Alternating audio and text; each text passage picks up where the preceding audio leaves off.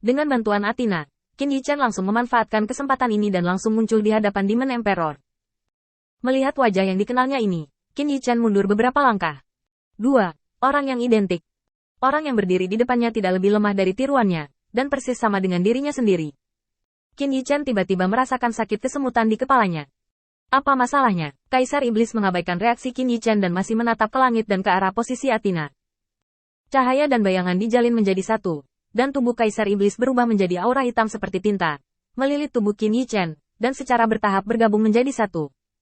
Seluruh aula sedikit bergetar, dan segera berubah menjadi sekelompok kecemerlangan dan bubar. Ares, Dewa Perang, mengacungkan jempol pada Athena. Kau masih kejam, aku sangat membenci diriku sendiri. Athena menggelengkan kepalanya, muncul di samping Qin Yichen, dan dengan lembut menangkap Qin Yichen yang tertidur.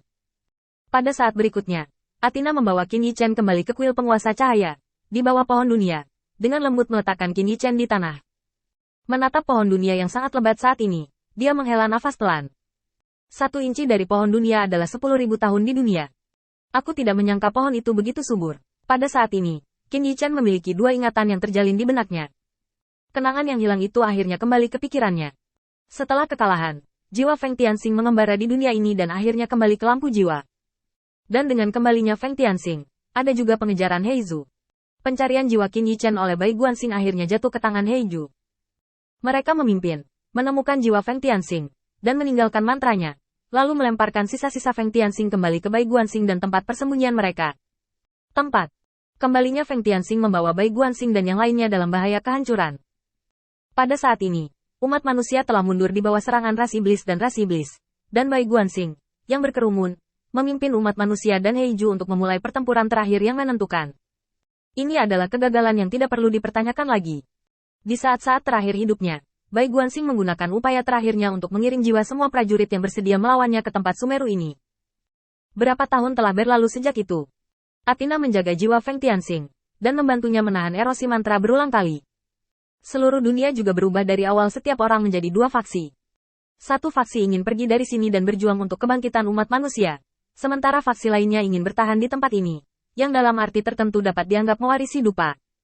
Dalam perjuangan seperti itu, Athena memberinya nama Qin Yichen untuk membantu Feng Tianxing menyembunyikan identitasnya. Dengan perpaduan ingatan yang sempurna, Qin Yichen, tidak, tepatnya Feng Tianxing, akhirnya membuka matanya dan menatap Athena. Di mana Putri Wenxing? Athena menatap pepohonan.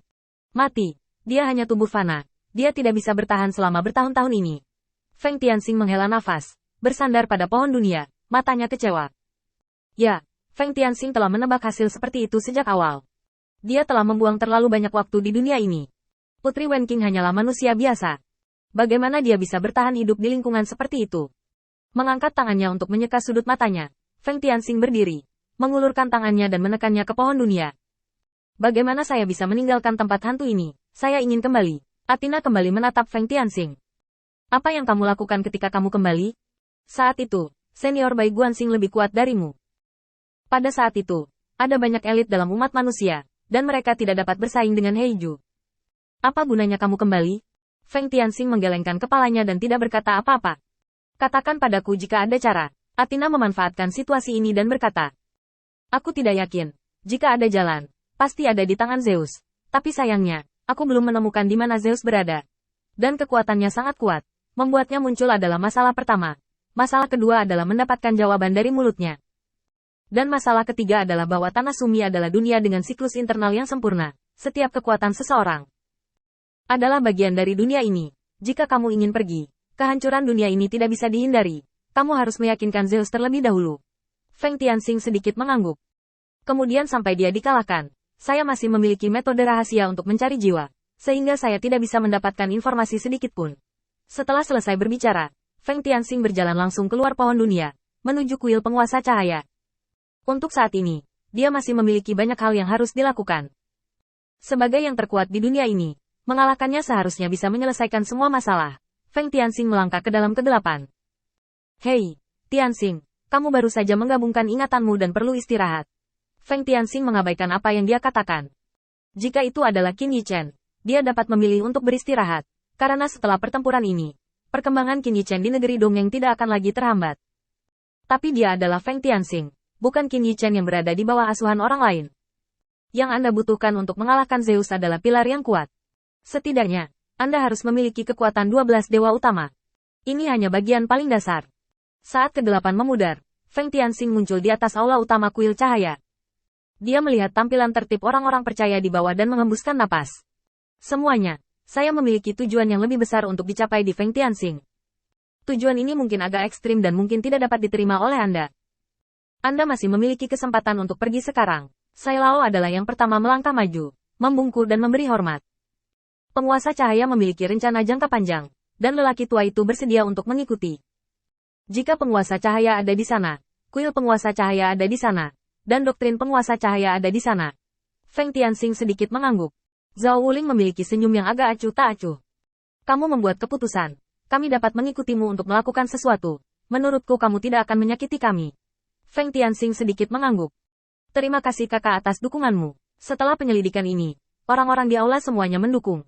Tetapi ini semua adalah kasus di mana mereka tidak mengetahui tujuan sebenarnya dari Feng Tianxing. Feng Tianxing menarik napas dalam-dalam dan berkata, "Yah, tujuanku sangat sederhana. Aku ingin tahta Zeus, dan aku ingin doktrin penguasa cahaya menjadi kemuliaan semua orang di dunia ini. Aku ingin melarang Zeus dan menjadi penguasa dunia ini. Biarkan dunia melihat baik-baik betapa mengerikannya kekuatan kuil penguasa cahaya." Dengan sorakan semua orang percaya, Feng Tianxing melihat ke atas dan melihat keluar aula utama. Bayangan yang dilemparkan oleh atap menutupi wajahnya, dan ada kemarahan yang tersembunyi di mata itu. Aku harus kembali untuk membunuh Heiju, dan membunuh mayat Sabe untuk menjadi mentor, teman, dan istriku.